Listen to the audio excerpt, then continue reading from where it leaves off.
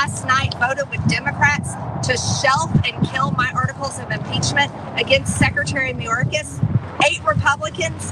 I am particularly outraged at 4 of the 8 Republicans that voted to shelf these articles of impeachment, voted to kill them, because 4 of them serve on the Judiciary Committee. And I have to say, one of them is Darrell Issa, and he said that I lack maturity.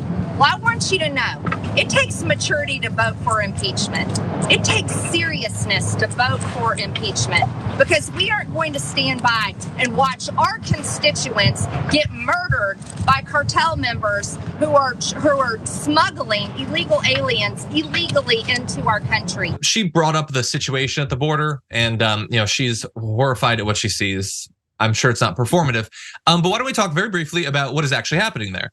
And so the situation is that illegal border crossings from Mexico fell 14% in October from just a month earlier amongst certain populations. So for instance, Venezuelans, the drop was actually more significant. It was 45% less.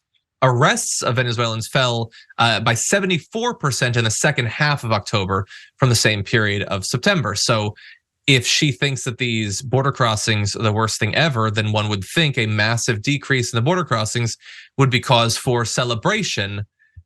That, I guess, takes too much maturity. And by the way, I also want to let you know, maybe we'll focus more on this later on this week, that Governor Abbott of Texas is planning to sign legislation that would authorize law enforcement officers to arrest migrants. Look, I know that much of what Texas does is intended to, see how far the SCOTUS is willing to go, but this is obviously not the province of Texas or any other state determining and being the adjudicator for actually executing for immigration policy is the federal government's job. It's not the job of Texas. So we'll see if this gets challenged. It certainly should be. JR.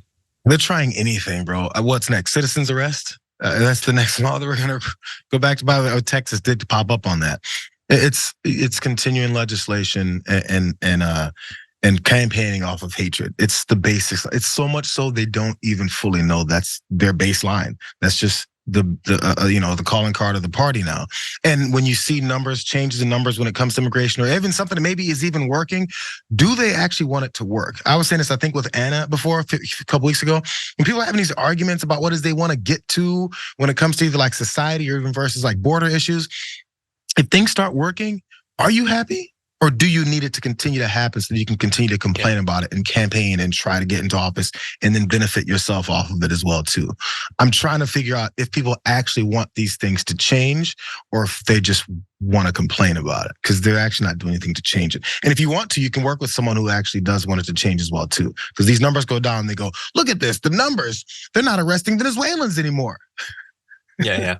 No, it reminds me of like the ultimate example of that is when they'll tweet out like, the Biden administration seized 1 bajillion tons of fentanyl. That proves how bad the situation at the border is. Yeah, but they seized it.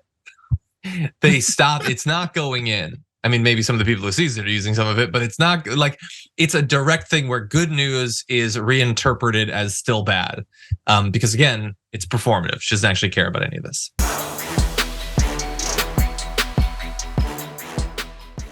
Check out the Damage Report podcast each day, wherever you get your podcasts, whether Pocket Casts or Stitcher or iTunes. You can join me as I give you the news and stories you want, with a range of co-hosts and interview guests jumping in on the fun each day. Again, that's the Damage Report, wherever you get your podcasts. And if you get them at iTunes, don't forget to rate and review. Sometimes I'll read them live on the show.